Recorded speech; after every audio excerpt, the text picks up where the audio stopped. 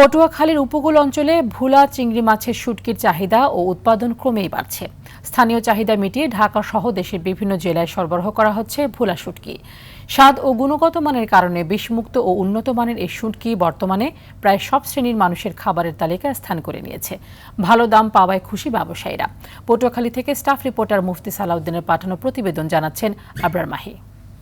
Niacinamide ও salicylic সমৃদ্ধ lily face wash যা ফেসের ডেড স্কিন সেল দূর করে দেয় দ্বিগুণ ফাস্টার ব্রাইটেনিং।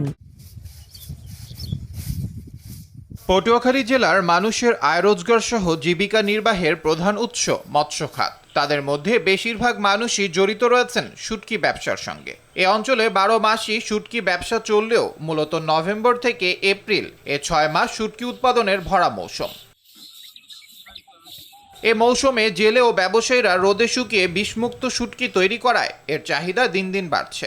মূলত এই সময়টায় নদীতে ইলিশের ব্যাপক সংকট থাকায় বিকল্প কর্মসংস্থান হিসেবে জেলেরা ভোলা চিংড়ি বা ছোট ও গুড়া চিংড়ির শুটকি তৈরি করে সংসারের অর্থনৈতিক সচ্ছলতা টিকিয়ে রাখছেন। বর্তমানে মাছটার মধ্যে মন চলে 10,000 টাকা মন। আপনি অনেক চাহিদা, মাছ পাওয়া যায় না, শুকিয়ে যায়। বর্তমানে আমাদের মাছ শুকাই, এটা ভালো, এটা মনে করেন 300 টাকার উপরে মন। কালকে রেখে নেব এই বেশি 350 টাকা কেজি।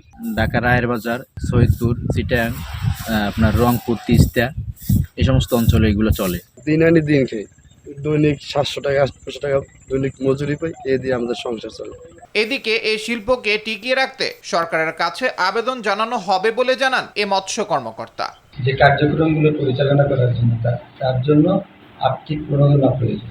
আমাদের সংশ্লিষ্ট জনগণকে সহযোগিতার মাধ্যমে এটার মান উন্নয়ন এবং এই শিল্পটাকে যাতে ভালোভাবে মানুষের দোরগোড়ায় পৌঁছে দিতে পারি সেই বিষয়ে পদক্ষেপ গ্রহণ করার জন্য আমরা সরকারকে আবেদন জানাই। পটুয়াখালী সহ দক্ষিণ উপকূল অঞ্চলের ভোলা চিংড়ির শুটকি বাণিজ্যিকভাবে আরও সম্প্রসারিত এবং এ পেশার সঙ্গে জড়িত ব্যবসায়ী ও শ্রমিকদের আর্থসামাজিক আরও সমৃদ্ধ হোক, এমনটাই প্রত্যাশা উপকূলবাসীর।